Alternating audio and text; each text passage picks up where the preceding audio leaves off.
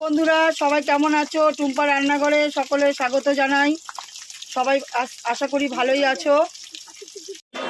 মাছ কাটা হচ্ছে, বাজারে এসছি, কই মাছ কিনেছি, মাছ কাটছি আর ট্যাংরা মাছও কিনেছি। বন্ধুরা কড়াইতে তেল বসিয়েছি, এই কই মাছ দেখালাম, বাজার থেকে এনেছি। কই মাছ ভাত হয়ে গেছে, আজকে অনেক লেট হয়ে গেছে। আর এখানে পেঁয়াজ কালি কাটা হচ্ছে, কই মাছ ফুলকপি আলু দিয়ে রান্না হবে। আর আমার মা পিঠে খেতে ব্যস্ত দেখো। আর ওখান থেকে হা করছে আমাদের টমি, কেন করছে? ও পেঁয়াজ কালি খাবে দেখে টমিটা হা হা করছে। আর এখানে হচ্ছে আমুদি মাছ করার জন্য সিম বেগুন কাটা হয়েছে। এই আমুদি মাছ বাজার থেকে আনা হয়েছে, এটাও করব আমি। এটা হয়ে গেছে, এখন আমি নামিয়ে উঠিয়ে ফেলবো মাছটা। আচ্ছা লেট হয়ে গেছে অনেকটাই, কেন কালকে পিঠে পিঠে করেছিলাম, ওর জন্য একটু কাজে ব্যস্ত, শরীর খারাপ হয়ে পড়েছিল, তার জন্য। গুঁড়ো,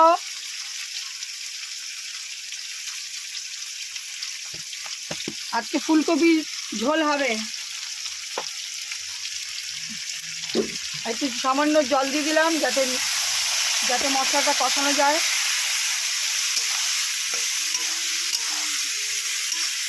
সবাই দেখতে থাকো টুম্পা রান্নাঘরে। কেমন লাগছে তোমাদের বন্ধুরা? এবার আমি জল ঢেলে দিচ্ছি, আমার মশলা কষানো হয়ে গেছে। আগে বাজারে গেছি, একটু বড় বড় কই মাছ পেয়েছি, বেলা করে গেছি তাও পেয়েছি একটু বড় বড়। এই কই মাছ দিয়ে তেল কই খেতেও খুব ভালো লাগবে।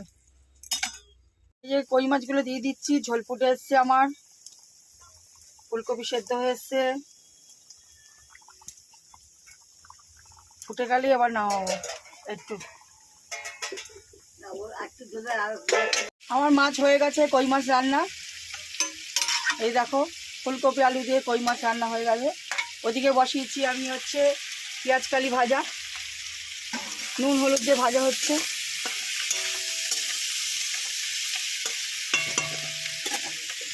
এর জন্য আমি সিম বেগুন টমেটো নিয়েছি, কালো জিরা ফোড়ন দিয়েছি। আর এখানে একটু লঙ্কা গুঁড়ো হলুদ গুঁড়ো নিয়েছি, আর মাছকে লঙ্কা গুঁড়ো নুন দিয়ে মাছকে কাঁচা লঙ্কা দিয়ে রেখেছি। আর এখানে পেঁয়াজ কালি ভাজা হয়ে গেছে, এটা আমার হয়ে গেছে। এই মশলা দিয়ে দিলাম, আমি মশলা দিয়ে নাড়ছি।